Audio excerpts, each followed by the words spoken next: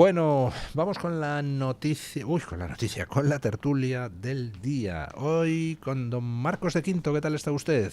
Muy bien, y mando de aquí un beso a Sofía, que está yendo al colegio con su mamá, al volante. Un beso, Sofía. Don Cristian Toro, ¿qué tal está usted? Buenos días, muy bien, muy bien. Bueno, hay muchísima tela que cortar en la actualidad política. Tenemos, por un lado, el tema iraní, por otro lado, tenemos el superdomingo electoral ayer en 3 países y no sé por qué empezar. Bueno, vamos a empezar por el asunto electoral. Ayer hubo elecciones regionales en una de las regiones más ricas de Alemania, Renania-Palatinado. Hubo elecciones generales en Eslovenia, que hasta ahora estaba dirigida por uno de los más estrechos aliados de Sánchez, un gobierno socialdemócrata que ha seguido a Sánchez en todo lo que era su estrategia anti-israelí, reconocimiento del Estado palestino, acusaciones contra Israel, oposición a la guerra de Irán. Y por otro lado, pues elecciones municipales, segunda vuelta en Francia. Y en los 3 países se ha producido el mismo tipo de mensaje. Primero, derechización notable. Segundo, fracaso de las formaciones más beligerantes contra Israel, contra Estados Unidos y contra la guerra de Irán. Y tercero, fuerte ascenso de los partidos homólogos de Vox. De hecho, Eslovenia posiblemente lo vaya a dirigir ahora el partido homólogo de Vox, dado que ha sido primera fuerza en empate técnico con los socialdemócratas y cuenta con los escaños suficientes como para conformar una mayoría.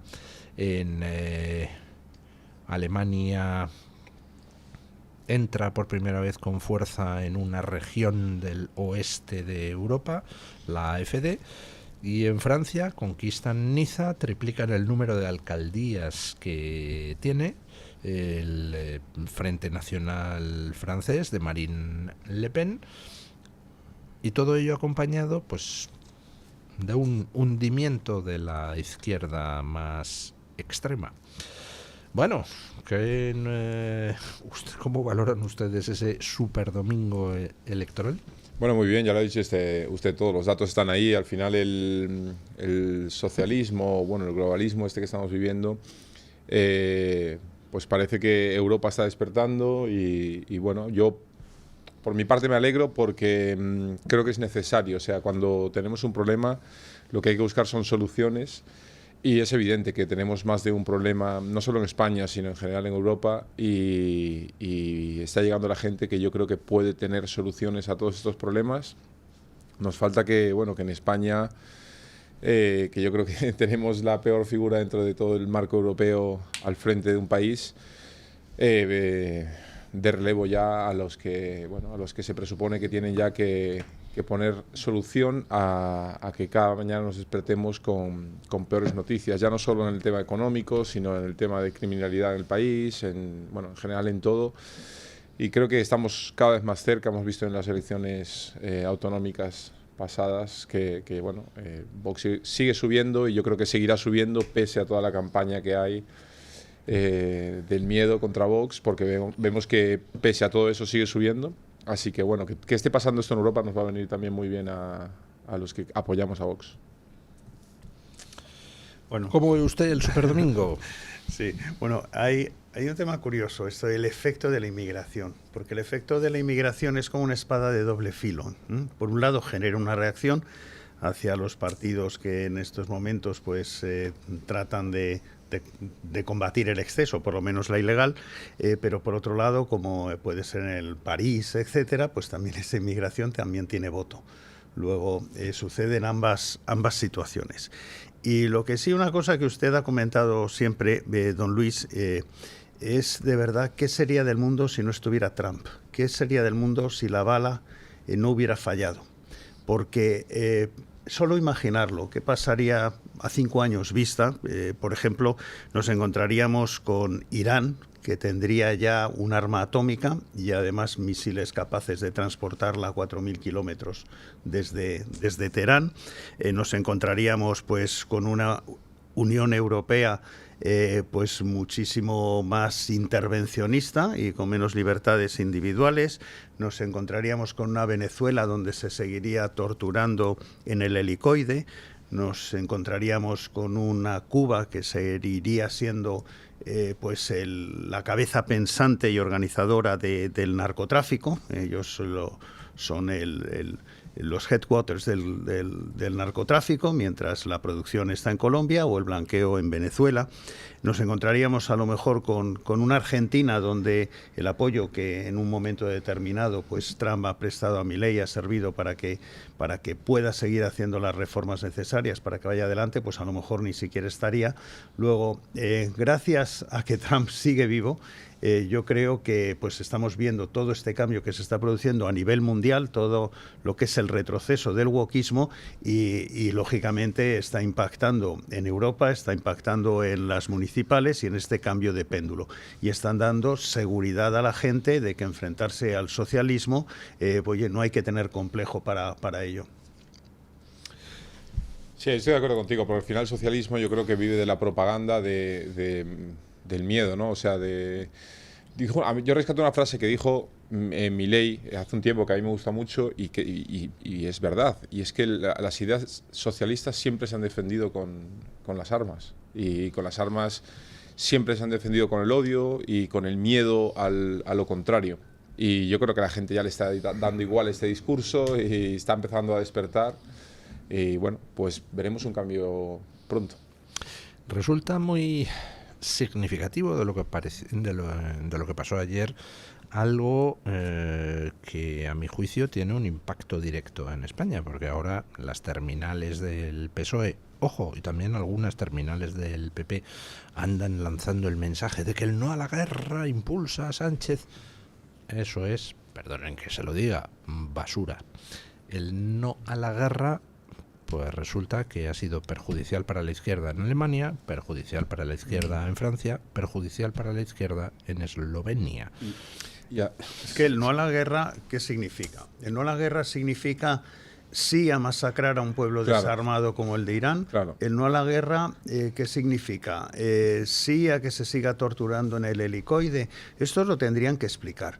Y luego, además de estas consignas, que son consignas casi de las típicas de concurso de Mises. No al hambre en el mundo, sí a la paz y tal, pero bueno, es decir, nadie quiere la guerra, pero es que lo que nadie quiere es en estos momentos que exista una amenaza mundial de Irán. Irán es el que empieza la guerra. Lleva empezándola desde hace décadas, lleva empezándola desde que está financiando todos los grupos terroristas que asesinan y que ponen bombas en muchísimos países. Irán es una dictadura internacionalista. Claro, hay que pararle los pies y por lo menos por alguien que de repente toma la decisión de vamos a pararles los pies, pero ellos son los que inician la guerra. Oye, pues si no querían guerra, 2 tazas. Y vamos a terminar la guerra, pero vamos a terminarla bien, porque el problema es que en Oriente Medio se lleva todo siempre cerrándolo a medias y a lo mejor existe una oportunidad ahora para cerrarlo definitivamente. De hecho es lo que han hecho Estados Unidos e Israel en Gaza hasta que no han terminado el trabajo. No han parado. Y ahora toca en Líbano con Hezbollah y ahora están entrando dentro del Líbano y vamos a ver si se consigue acabar con Hezbollah. El problema para mí, don Luis, que existe con esto es que esa derrota que pudiera existir de Hezbollah en el Líbano y tal, que al final muchas de esta gente, muchos de estos terroristas se marchen y traten de escapar a otros países. ¿Y cuál es el mejor destino para un terrorista? No me diga, empieza por E. Sí, Europa, efectivamente. Y dentro de Europa pueden empieza hacer por el camino España. vía Turquía y acabar aquí. Y encima aquí les daremos paguitas. Sí, claro, como el narcotraficante más buscado de Ecuador, que está ahí en Cataluña, como si... Y sí, yo tomo justo lo que comenta usted. Al final, la guerra no es contra el pueblo iraní, sino contra el régimen. Y es el mismo pueblo el que está siendo maltratado. Y cuando escuchamos al presidente del gobierno decir que no a la guerra, claro, es lo que dijo usted, que es sí a las torturas, sí a los ahorcamientos en público, sí al velo en las mujeres, sí al maltrato.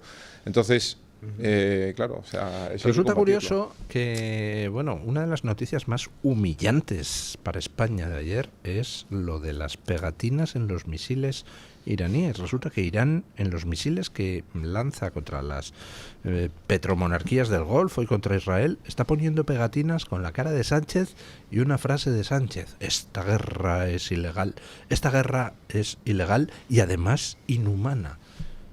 O sea, ya estamos, sí.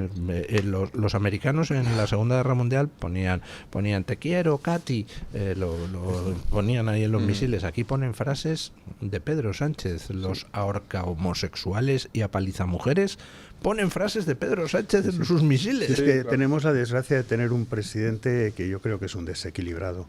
Fíjate que no hace mucho Pedro Sánchez se postulaba indirectamente para poder ser la persona que pudiera hasta dirigir la OTAN.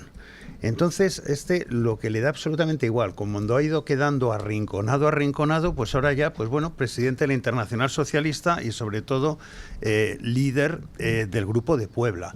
Yo hasta sospecho que el hecho de que aparezca su carita en los misiles hasta le debe de dar bastante satisfacción, porque este don nadie, porque es una persona que es un don nadie, es una persona que bueno, no sé cómo aprobó la universidad, pero el máster lo tiene absolutamente plagiado, copiado y tal, pues se crece porque, por ejemplo, que Trump hable de él, aunque sea mal, o incluso llegar a que le pueda mandar algún tuit conflictivo Elon Musk, eso le hace él crecer, porque él es un mindundi, él no le llega ni a la suela de los zapatos ni a Trump ni a Elon Musk. Yo creo que Trump y Elon Musk se equivocan confrontando con él, porque lo único que hacen es subirle su ego.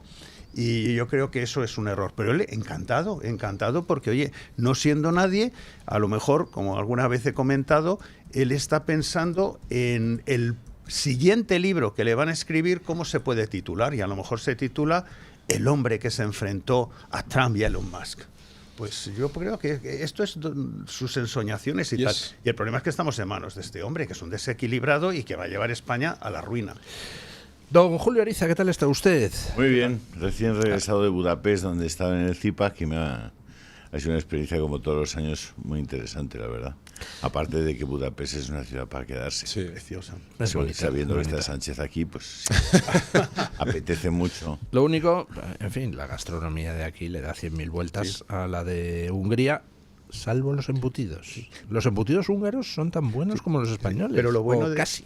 Pero lo bueno de que Sánchez esté aquí es que afortunadamente no sale de la Moncloa, porque no puede salir a la calle. Eso es verdad, sí. Eso es una ventaja. Eso tranquiliza Estábamos mucho. comentando, don Julio, el superdomingo electoral de ayer.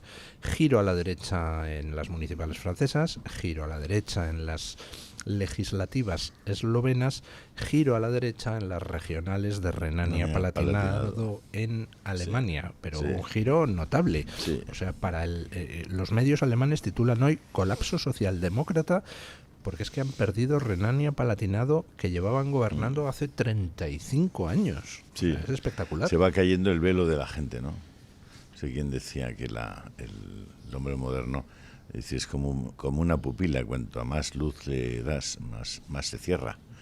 Pues estamos un poco en esa situación, pero parece que ese velo que tenemos y que han tenido las élites europeas y también que ha llegado a los pueblos se está desvelando, se está cayendo, y la gente está conociendo que los problemas están en la puerta de su casa y están en la puerta de los colegios de sus hijos y de los lugares y de los hospitales y de los barrios, especialmente los más desfavorecidos, y ellos no querían un país así para sus hijos y para sus nietos, no lo querían. Pasa que les han ido engañando, los han ido llevando del ronzal como a un borrico, pero ahora ya el tiempo está pasando. La gente, insisto, está abriendo los ojos y conociendo la realidad, y están superados por esa realidad, están muy asustados. Hay mucha gente muy asustada y no me sorprende, porque han ido demasiado lejos. Había un discurso antiguo de Ronald Reagan donde decía, esto no va de derechas a izquierdas, sino de arriba y abajo. Y de lo que va es realmente de las libertades individuales de las personas. Y yo creo que eso es lo que también de alguna manera pues está arrinconando al bipartidismo, y donde la gente pues se quita el velo de lo que ha sido hasta ahora eso. Y más cuando hay ejemplos de que el modelo que presentan otros partidos, como en este caso es Vox o el de Milei en Argentina, son modelos que están funcionando, y el discurso de la izquierda del miedo hacia este tipo de ideas se desmonta con datos, se desmonta con que ves que el país va mejor, que la delincuencia baja y la inmigración se consigue regular. Hablando de CEPAC, de donde viene usted, de Budapest. La CEPAC es ya se lo saben nuestros oyentes, la Convención Conservadora más importante CIPAC del mundo, la CIPAC. Sí. Y allí Y se celebra en Estados Unidos y en Europa. Y en Europa en Hungría.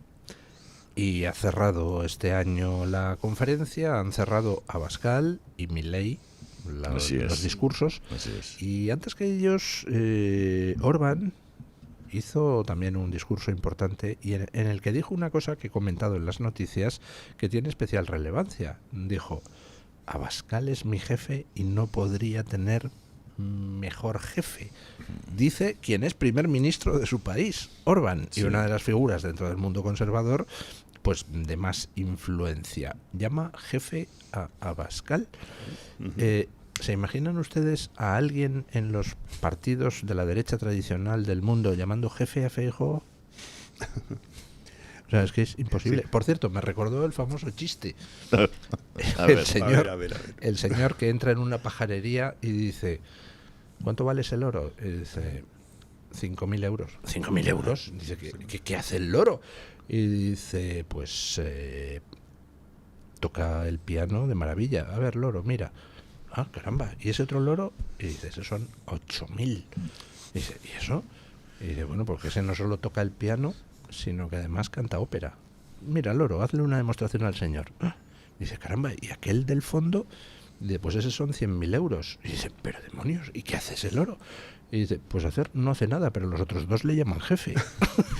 Pero eso continúa porque al lado de ellos hay otro pájaro y también le pregunta, ¿y cómo se llama ese pájaro? Y dice, lo ignoro. Y dice, que lo ignorito tan mono. Y entonces el señor dice, perdone, ¿es cara la cacatúa? Y dice, lo siento, no hablamos euskera. Oye, los hemos hilado, encadenados totalmente. Las pajarerías han cambiado ya de emisora. Una cosa de lo que decías es que imagínate que Scholz, del SPD alemán, que su jefe internacional, no digo europeo, es Sánchez, que es el presidente de la Internacional Socialista.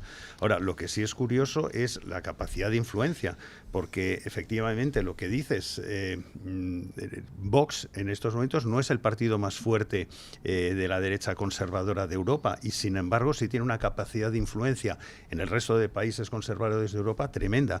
Y sin embargo, teniendo en cuenta que el Partido Popular es el segundo partido popular de Europa, parece ser que la fuerza que tiene para influir Feijóo en las decisiones del Partido Popular Europeo no es tan grande, cuando le correspondería cero pelotero. Y entonces, oye, cuando se habla de Mercosur y de todas estas cosas que mantienen un discurso aquí en España y otro discurso en Europa, dices, pero oiga, que usted es el número 2 del Partido Popular Europeo, no diga que es que eso nos viene de Europa. El Partido Socialista en Europa prácticamente está desaparecido, creo que el más importante es el de Español, y el Partido Popular en Europa, el segundo más importante, es el de Feijóo. Y sin embargo la capacidad de influencia en esas políticas, pues parece que eso no va con ellos. Esto es sorprendente. Mientras estábamos allí, yo me leía la noticia de que la Cámara de los Lores en Gran Bretaña acababa de aprobar una ley que ya había sido aprobada en los comunes hace 9 o 10 meses, en la que se permite abortar hasta el mismo momento del parto. Es decir, que cuando la mujer está en el paritorio y va a parir en Gran Bretaña, alguien puede decidir introducirle, en fin, una sonda, unas tijeras, y matar a la criatura antes de nacer. Eso es legal en Gran Bretaña. realmente por ese camino lo tenemos muy mal. Pues yo creo que deberían de ampliarlo y que se pudiera hacer hasta los 15 años, que es cuando empiezan a ponerse insoportables los adolescentes, ¿no? Porque ya puestos en la ventana de Overton, el tema es decir, oye, porque es tremendo, es tremendo. Hemos perdido completamente el juicio. Sí. Sí, bueno, retomando un poco lo que decía usted, Luis, con el tema del discurso de Orbán, a mí me gustó mucho el discurso de Santiago Abascal, que ponía de manifiesto, justo en un momento en el que, bueno, hubo un poco de polémica con todo eso, el tema de lo importante que fue España en la historia pasada y moderna, y las ganas de retomar esa posición a nivel mundial de una España que hace no mucho fue lo más grande que tuvimos desde Roma. O sea que me gustó mucho la línea en la que, cómo lo expuso, lo que dijo, y la verdad es que motiva escuchar que España puede caminar hacia eso y no hacia la deriva que estamos yendo, de que somos la cola de Europa. Es que si algo han demostrado pues las experiencias de Milei, de Trump, es que por muy emputecida que esté la situación en un país, si llega alguien al gobierno con ganas de cambiar las cosas, las cambia y las cambia rapidísimo. Sí, eso es. Sí, pero la estrategia de la izquierda es concretamente la opuesta. La estrategia es que nadie se sienta orgulloso de España. Pero eso tiene que ver con lo que ha sido el comunismo siempre. El comunismo hablaba de la creación del hombre nuevo. El hombre nuevo es un hombre al servicio del Estado en vez de estar el Estado al servicio del hombre. Y para conseguir ese hombre nuevo, pues ya desde siempre lo ha hecho el comunismo, el tema es alienar a las personas, es quitarle los referentes. Y los referentes son la familia, la religión, la patria y el sentido histórico. La educación. Y entonces, lógicamente, te encuentras que la familia, pues bueno, hay millones de tipos de familia y vamos a ver si atacamos a la familia, incluso decimos que los hijos no pertenecen a los padres, etcétera. La religión, pues la manera un poco de acabar con todos esos referentes es equipararlas todas, es estar felicitando pues el Ramadán, pero no el Corpus Christi y todo este tipo de cosas, y más o menos, oye, pertenecer a una religión es como quien pertenece a un club de fútbol y tampoco hay que darle mayor importancia. Y luego, posteriormente, el sentimiento de nación, pues aquí hay que quitarlo. ¿Cómo lo puedes dinamitar el sentimiento de nación? Primero creando subnaciones. Y a la nación española le quitas el tema de nación y llamas Estado, que es mucho más frío, menos emocional. El Estado español es algo frío y burocrático, pero las naciones es Cataluña, la nación es el País Vasco y tal. Entonces, todo eso es un poco a lo que se juega y sobre todo que no te sientas orgulloso. Por eso en la historia en España se trata de arrancar la historia a raíz de Fernando VII, que tenemos aquí nuestro experto, pero sí tratar de alguna manera que toda la parte donde de los Austrias y toda la parte donde España fue un imperio, pues tratar de pasar de puntillas y que los chicos no lo sepan y que nunca se sienten orgullosos de lo que hemos sido. Y yo prefiero mil veces, cuando miro la historia nuestra, a mirar la historia de Dinamarca o a ver la historia de Noruega, pues digo, oye, es que nosotros hemos hecho cosas gigantescas. Que conste que eso del comunismo no es original, es decir, el comunismo efectivamente para crear ese supuesto hombre nuevo con el que construir el supuesto paraíso comunista, que luego es siempre un infierno, hace eso de intentar alienar a las personas, pero eso es una técnica que comparte con todas las sectas que han sido a lo largo del mundo. ¿Cómo alienas a las personas? Primero, acabando con su yo, lo cual quiere decir tu familia es una basura, tus amigos son una basura, tú mismo todo lo que has hecho en tu vida es una basura hasta que has entrado en la secta. Claro. A partir de ahora ya podemos empezar a hacer algo contigo si te esfuerzas suficientemente y te sacrificas. Al final el comunismo, el socialismo radical este que estamos viviendo, lo que hace es un Estado fuerte, pero no un pueblo fuerte. Y sin embargo lo que hace fuerte a un país es un pueblo fuerte, un pueblo con educación, un pueblo con formación, un pueblo que cualquier ciudadano es capaz de levantar lo que sea. Sin embargo, tú ahora ves muchos sitios en España y la gente no tiene ilusión por emprender, no tiene ilusión por levantar el país, que nuestros abuelos se dejaron la piel. Mi abuela, lo hablé el otro día con ella, mi abuela empezó a trabajar con 9 años, tiene a día de hoy 85 y no sabe lo que es levantarse un día y sentarse en el sofá, o sea, no paran de producir. Y esa generación, esa cultura del esfuerzo se ha ido perdiendo, nos han ido adoctrinando en que no servimos, en que somos dependientes del Estado y somos un pueblo que se lo ha creído hasta ahora, que los jóvenes ya vienen con fuerza, se están levantando. Hemos visto a nuestros abuelos trabajar de la forma en que lo han hecho y ya nos hemos cansado de que nos digan lo que tenemos que hacer y queremos ser nosotros lo que decidamos lo que hacer y cómo hacer con un país como España, que nos hemos acostumbrado a que España, bueno, pues está ahí a la cola de Europa. Y yo, escuchando el otro día el discurso de Santiago Abascal, dice, no, pues que España puede estar al frente de Europa y del mundo una vez más. Lo que dices tiene mucha gracia porque Yolanda Díaz celebra cuando hay reducción de autónomos. Dicen, hay ahora tantos miles menos de autónomos. Y lo celebra, dices, como decir, esta pobre gente ya está liberada, ya no son autónomos porque se sufre mucho siendo autónomo. Oye, que siendo autónomo no vives del Estado, sino todo lo contrario, contribuyes al Estado. Y cuantos más haya, pues tanto mejor, pero no. No te hace falta celebra la destrucción de autónomos. Claro, y no te hace falta ser licenciado en economía para saber que un país depende de los autónomos, evidentemente. Bueno. O sea, son los que, todo como quien digo, yo lo hablo con varios compañeros que son autónomos y dice, todo esto, toda la fiesta esta lo pagan los autónomos al fin y al cabo. Bueno, lo pagan los autónomos y lo pagan todos, ¿no? Sí, pero al final los autónomos son los que más sufren, claro. Pero al final cualquier trabajador también tiene unos impuestos excesivos por todas las vías, ¿no? Está claro. Aunque sí, no sea pero autónomo. Pero a fin de cuentas, yo siempre digo que hay dos Españas, pero no son las de Machado. Una España es los que viven del presupuesto público y otra España es los que viven para pagar ese presupuesto público. Y cada vez cuando hay más gente que vive del presupuesto público y menos sector privado y menos gente que vive para pagar ese sector público, pues el país va a peor. Y tiene que haber un equilibrio al final, porque en cuanto generas desequilibrio es cuando vienen los problemas.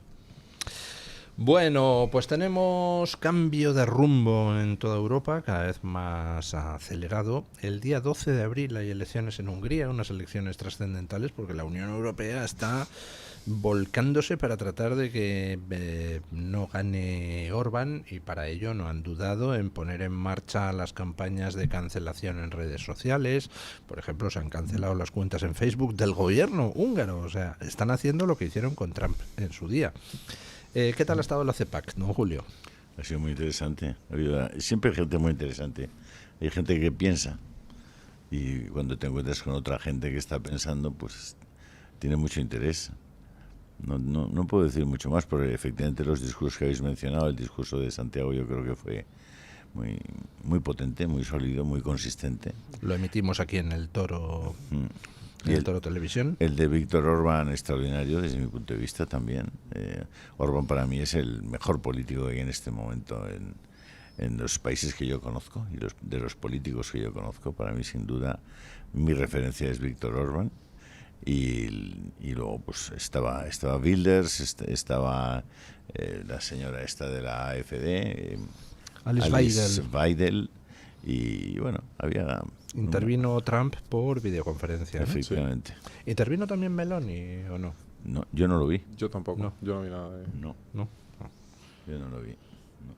Ahora sí me consta que las relaciones con Meloni son extraordinariamente buenas. Sí, no solo de Santiago Abascal, sino también del propio Orbán. Ha salido Meloni en defensa de Orbán ante el acoso de Bruselas. Sí. Es que es un tío con toda la barba, el señor Orbán, y la política que ha hecho, las políticas que ha hecho de apoyo especialmente a las familias, y que están dándole la vuelta a los índices demográficos, a los índices de natalidad, y que está de alguna manera consolidando una clase media muy interesante. Los niveles de seguridad que hay en Hungría no existen directamente en ningún país europeo, en ninguno. Pues pasear por cualquier lugar de Hungría a cualquier hora, en cualquier momento, solo, acompañado, es una cosa extraordinaria.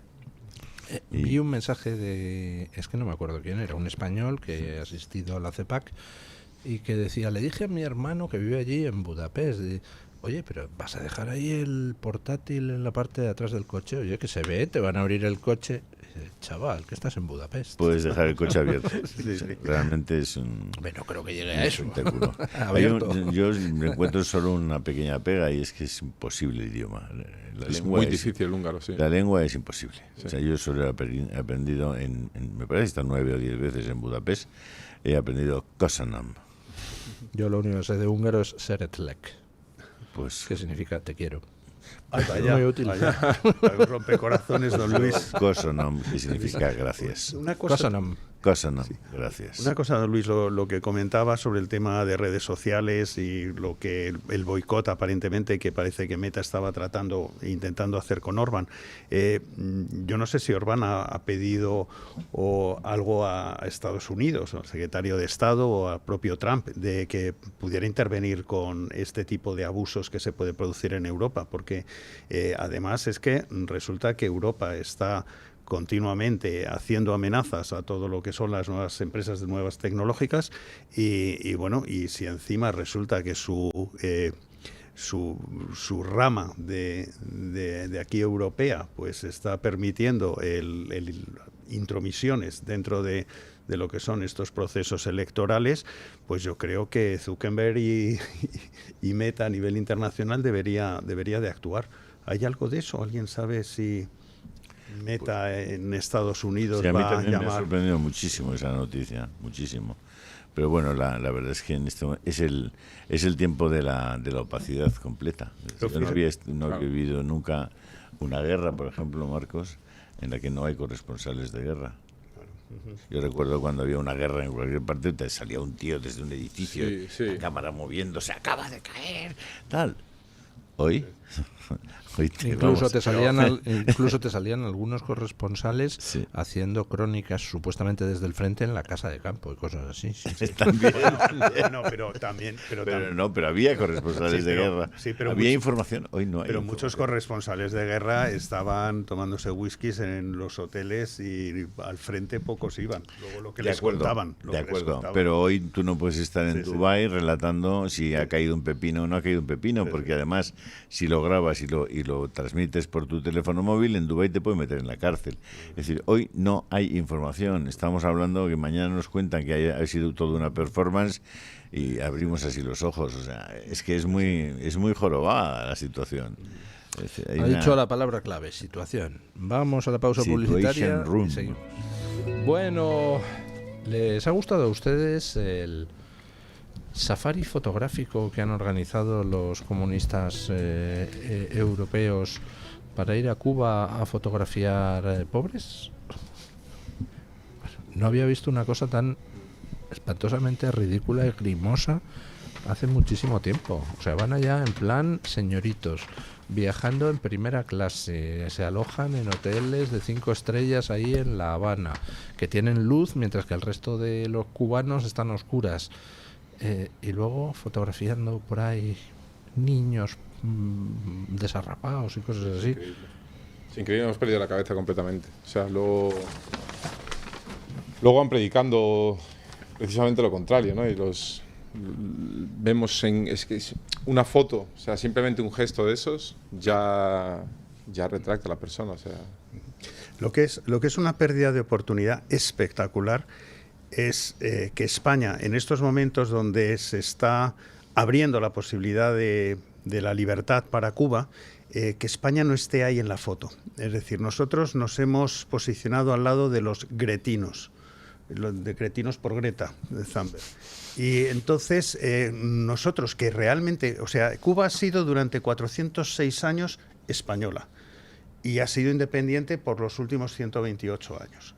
Es decir, Cuba es España. Bueno, había los Siboney, pero desaparecieron al principio. Y Cuba es España y lo demás tierra conquistada. España. Y entonces dices, en este sentido, cuando el tema es muchísimo más emocional para los líderes de la primera potencia mundial, es decir, Marco Rubio, secretario de Estado, Mauricio Claver, que es su responsable para toda Latinoamérica, o Benjamín León, que es el que tenemos aquí de embajador, es decir, todos son cubanos exiliados. España tiene esa relación histórica con Cuba y ahora que nosotros podríamos estar de alguna manera puestos, porque además el modelo que aparentemente se pretende hacer de transformación y de transición es similar al de España, pues nosotros nos apuntamos con el Grupo de Puebla y con todas estas majaderías.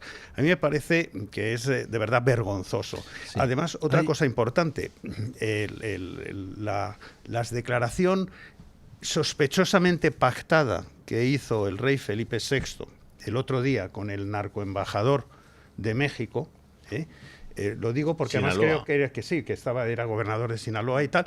Eso dices, pero ¿por qué hacen eso? Pues aparentemente es porque en noviembre va a haber una conferencia iberoamericana y entonces esto era parte del pago para que México confirme su asistencia a esa conferencia iberoamericana. Pero esa conferencia iberoamericana que se va a celebrar en Madrid, han decidido no venir y han negado su asistencia el presidente de Argentina, Milei, el presidente de Chile, Kast, y el presidente y Bukele. Entonces dices, bueno, nosotros tenemos hasta poner el Partido Socialista a su servicio a la corona para tratar de atraer al Grupo de Puebla a esa conferencia y sin embargo no estamos donde tenemos que estar. Que quien está dirigiendo estas operaciones es Donald Trump y es Marco Rubio y nosotros vamos a estar fuera de esa foto. No, desde que está Camilo Vilariño, ya no sé cómo se dice que fue jefe de gabinete de Borrell como jefe de la Casa Real, se está metiendo unos tiros en el pie en la Casa Real brutales. Pero es que lo que digo es que esa entrevista, esa declaración fue pactada. ¿Por qué lo digo? Primero, porque la visita a esa especie de museo no estaba en la agenda del rey. De esa manera impedían que también la prensa pudiera estar. Estaba cerrado a la prensa. Luego era simplemente una visita del embajador con Felipe VI. La única cámara que había era una cámara de la Casa Real. Y es la Casa Real, Rosa Lerchundi, la que emite ese vídeo justamente con el corte donde el rey dice que muchos abusos y tal. E inmediatamente, que también es sospechoso, la reacción de Claudia Sheinbaum, que dice, bueno, es un paso, aunque no nos satisface realmente esto. Entonces dice, vaya, es que es verde y con asas. Eso ha sido una pseudodisculpa pactada y para desbloquear la asistencia de esta gente a la conferencia iberoamericana. Y dices, por favor, que antes lo comentaba esta mañana, don Luis, resulta, esto es el mundo al revés, resulta que Donald Trump rescata una estatua de Cristóbal Colón y la pone en la Casa Blanca. Hay además unas declaraciones últimas que ha salido hoy, las podéis ver en YouTube, de Marco Rubio, defendiendo toda la herencia española en Estados Unidos. Entonces te encuentras que en estos momentos el gobierno norteamericano está dando la vuelta y está haciendo una defensa de lo que es el legado español en Estados Unidos y tal, y por otro lado te encuentras aquel que debería de estarlo defendiendo con uñas y dientes, pues dando pseudodisculpas. Sí, que todo es, bueno, no, realmente no lo ha dicho del todo, lo ha dicho a media voz, pero es que, por favor, un rey, no se puede rebajar hacer unas medio disculpas con un embajador, con un narcoembajador, para satisfacción de una narcopresidenta de un pseudo narcoestado. Discúlpame que sea así, pero a mí, como monárquico y como español, creo que nuestro rey tiene que respetarse a sí mismo más y hacerse respetar. Bueno, eso yo creo que está en el plan de la izquierda claramente, es decir, efectivamente ir dando pasos hacia una nueva configuración del régimen político español en el que la monarquía ya no cabe. Mientras tanto, ¿qué hacen con la monarquía? La van deslegitimando, la van disolviendo y van incluso alejándola de sus apoyos naturales, ¿no? Eso es lo que está pasando con la monarquía española. Es una verdadera lástima, pero cada día la gente tiene menos apego a la figura del monarca, evidentemente. Claro, es una pérdida de identidad total. Por la monarca consorte, ¿no? Es decir, que demuestra cada día una falta completa de respeto a la propia institución a la que debería representar, ¿no? Y lo hace con una desgraciada actitud que dice mucho de la poca categoría que tiene el personaje, ¿no? Sí, es una pérdida de identidad total y forma parte de eso. O sea, yo creo que, volviendo a lo que dije antes, la fuerza de un país reside en el pueblo y yo creo que somos nosotros los que debemos parar esto. O sea, tenemos la oportunidad de tomar decisiones cuando llegan las elecciones y elegir un cambio de rumbo del país, porque vemos que cada vez se cometen atropellos a más alto nivel y lo que nos faltaba es eso, es que nuestra propia monarquía no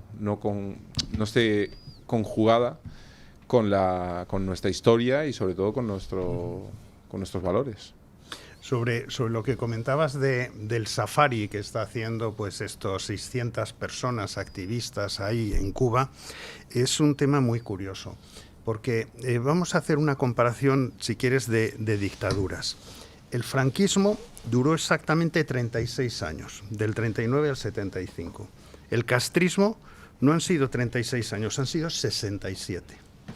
Durante el franquismo no hubo adoctrinamiento, de alguna manera no se hablaba de política ni para un lado ni para otro, simplemente era como un régimen que trataba de obviar todos los temas. Pues, sin embargo, el castrismo durante 67 años se han dedicado a lavar el cerebro a la población. Pero bueno, en los 36 años de dictadura franquista es el mayor despegue económico que haya podido tener un país occidental.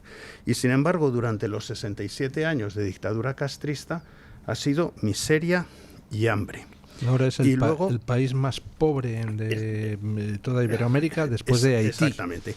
Y puestos ya a ver la fortuna del dictador terminado, pues Franco, de alguna manera, llevaba una vida modesta y no es una gran fortuna que pudiera tener. Y sin embargo, Castro, según decía Forbes, creo, hace los últimos años, Forbes la situaba en $900 millones.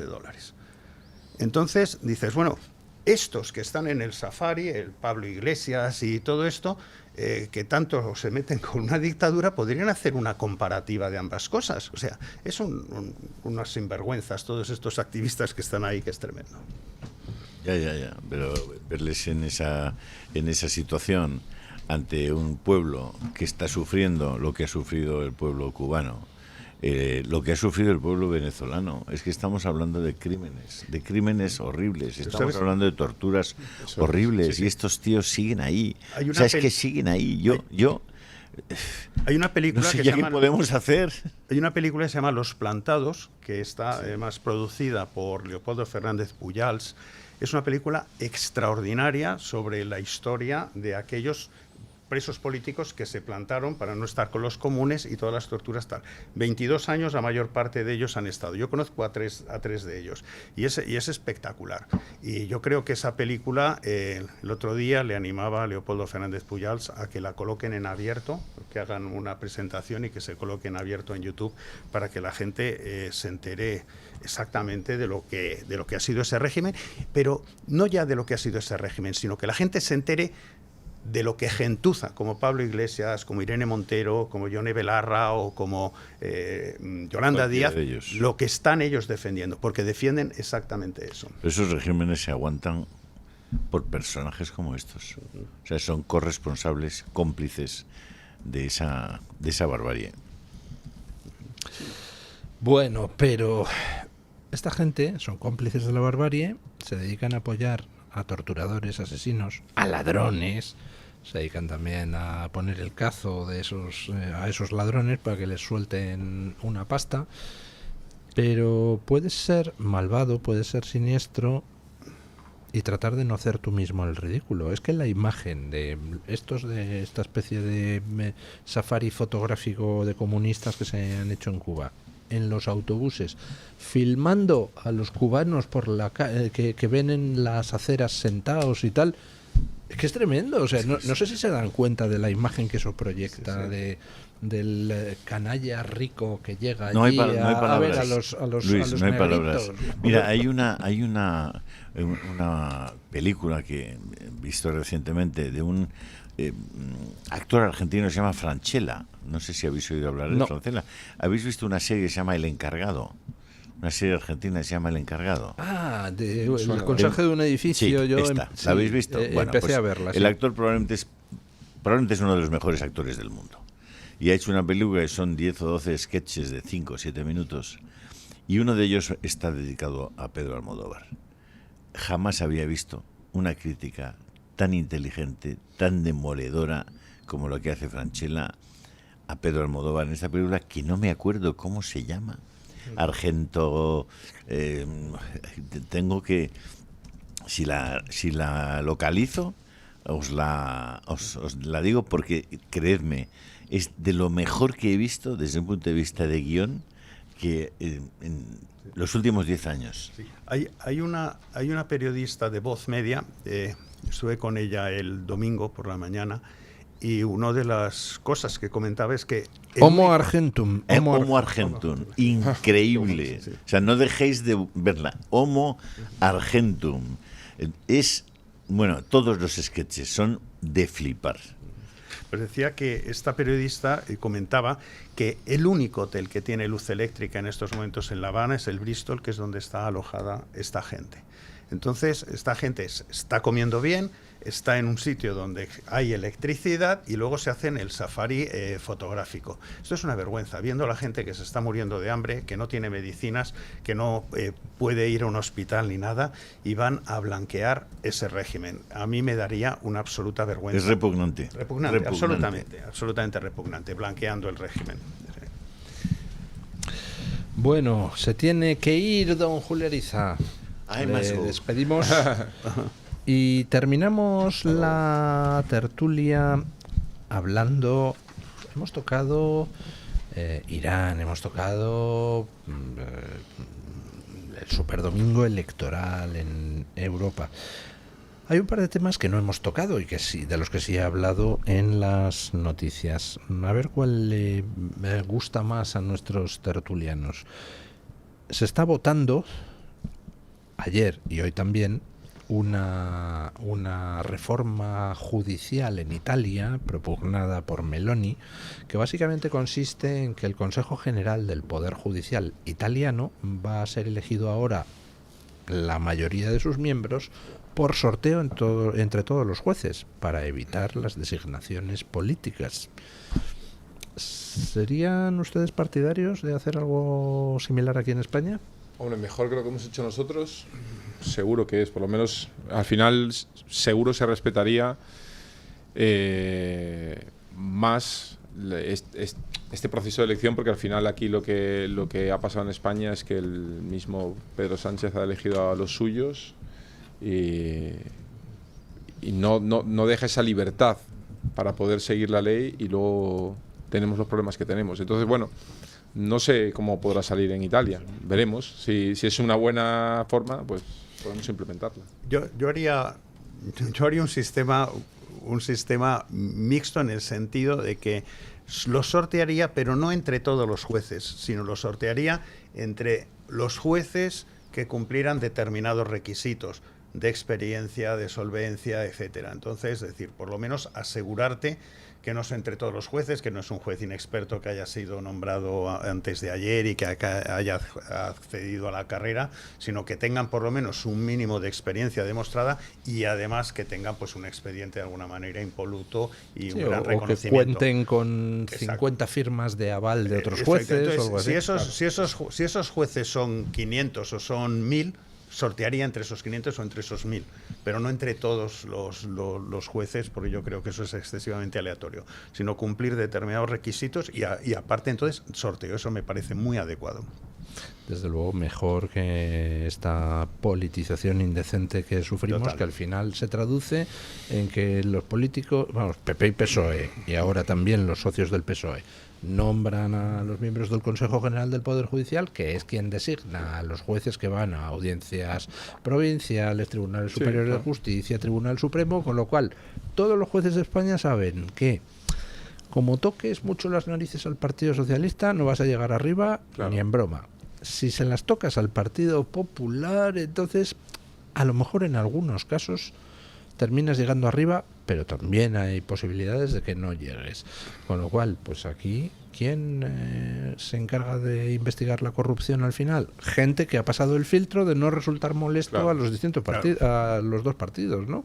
Es terrible. Totalmente.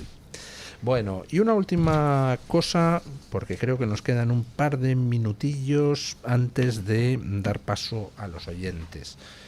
Ya tenemos otra trampa más del amigo Pedro Sánchez. Resulta que en otro decreto ómnibus ha presentado un real decreto donde mete toda una serie de medidas que dice que son para paliar el impacto económico de la guerra de Irán, y ahí de rondón, ¡pum!, mete una medida para eliminar pues prácticamente los únicos controles que quedan a la hora de gastarse nuestro dinero, y hace una modificación de la ley de presupuestos de 2023, que es la última aprobada, para ahí poder gastar más sin autorización del Parlamento y poder mover más a placer el dinero de unas partidas a otras. Sí, esto es un tema curiosísimo.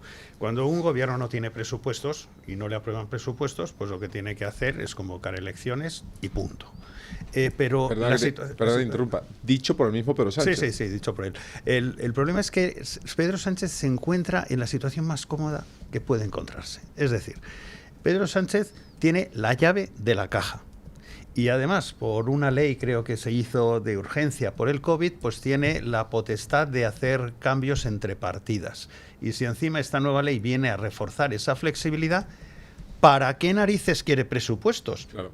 Si teniendo la llave de la caja y pudiendo hacer lo que le dé la gana con el dinero, pues entonces no necesita aprobar presupuestos. Y de hecho estamos viendo que de repente pues hay nuevas cosas en las cuales se gasta el dinero y dices, oiga, si no hay nuevos presupuestos, esa partida no estaba aprobada porque no existía hace 3 años o desde que están los últimos presupuestos. Pero le da igual, absolutamente, porque tiene toda esa flexibilidad. Entonces, bueno, la situación es, ¿para qué va a querer perder una votación en el Congreso de unos presupuestos cuando yo tengo la llave de la caja y hago lo que me da la gana y tiro de aquí, meto la mano en la caja y gasto aquí o gasto en otro? Mi reflexión, por no ser reiterativos con todo lo malo que está haciendo el Partido Socialista, que es que ya roza lo cómico, que todavía siga al frente del país una persona así, bueno, un equipo así, me llama la atención que la gente cuando vaya a votar todavía siga confiando en que el PP puede cambiar esto, porque tuvo en su mano hace unos meses cuando Santiago Abascal le propuso una moción para expulsar al presidente del gobierno y la rechazó. Entonces, de cara a futuro, y la gente que nos está escuchando, los jóvenes y todo, o sea, solo hay una opción para cambiar esto. Entonces, podemos abrir debates interminables de lo malo que ha hecho el Partido Socialista, del PP. Da igual, o sea, al final se pasan la pelota, pagamos nosotros los platos rotos, y si queremos cambiar esto, solo hay una opción a la hora de votar, que es votar a Vox y proponer un cambio en el país de cara a futuro. O sea, no tenemos nada que perder, ya lo hemos perdido prácticamente todo. Entonces, cambiemos esto. O sea, vienen las siguientes elecciones. No confíen en los de siempre, porque es que nos llevan a la ruina. Y yo lo veo como joven, nos están llevando nos están quitando el futuro y nos han quitado el país. Bueno, voy a invocar a mis compañeros para que nos traigan la opinión de los oyentes. Mientras tanto, pues, ¿qué les parece a ustedes que sepamos que al marido de Iceta no solo le colocaron como piloto en una aerolínea, cuando ellos mismos en sus WhatsApps decían, pero es que es un inútil? Con lo cual dices, Dios santo, como para coger aviones en esa aerolínea, sin saber cómo es bueno, viendo el proceso de selección de pilotos. Pero no solo eso, sino que le colocaron en el consejo de administración de una empresa pública. Qué bien, ¿no? No hay como, en fin, ¿no hay por ahí algún socialista que carezca de novio? Sí. Digo, me ofrezco. Don Luis, es que hay Jessicas, pero también hay Jessicos. Sí. Esto es el tema. En fin, bueno, doña Carmen Carbonell, ¿qué dice nuestra audiencia? Pues don Luis, hoy les preguntamos por unas declaraciones que ha hecho Alberto Núñez Feijóo, el líder del Partido Popular. Concretamente decía Feijóo que Génova no estaba detrás de la campaña contra Vox. Y la pregunta que lanzaba hoy don Luis del Pino es si cree usted que el Partido Popular fomenta esa campaña de odio contra Vox a través de sus medios de comunicación. 4 opciones. La primera, por supuesto que sí. La segunda, supongo que sí. La tercera, supongo que no. Y la cuarta, por supuesto que no. Don Luis, hay un empate técnico. Voy a empezar de menos a más. Empate técnico al 2% entre por supuesto que no y supongo que no. Hay un 9% de los encuestados que supone que sí y hay un 87% de los encuestados que dice que por supuesto que sí. Que por supuesto que es la calle Génova quien está azuzando a sus medios amigos para que se lancen en tromba contra Vox. Yo tampoco entiendo muy bien qué es lo que pretenden, porque si pretenden frenar así a Vox, pues alguien debería cambiarles el proveedor de María, porque está en mal estado. Sobre todo que hay muchas personas a las que les sorprende, que nos ha sorprendido esta cadena de informaciones que rápidamente diferentes medios de comunicación han salido a publicar en una auténtica tromba contra el partido Vox, ¿no? Qué casualidad que de repente sean diferentes informaciones en diferentes medios y todos a la vez. Una cosa un poquito sospechosa. Bueno, voy con las publicaciones de Pero YouTube. dos cosas van en paralelo. O sea, hay una parte que es eso de decir que ha tocado techo Vox.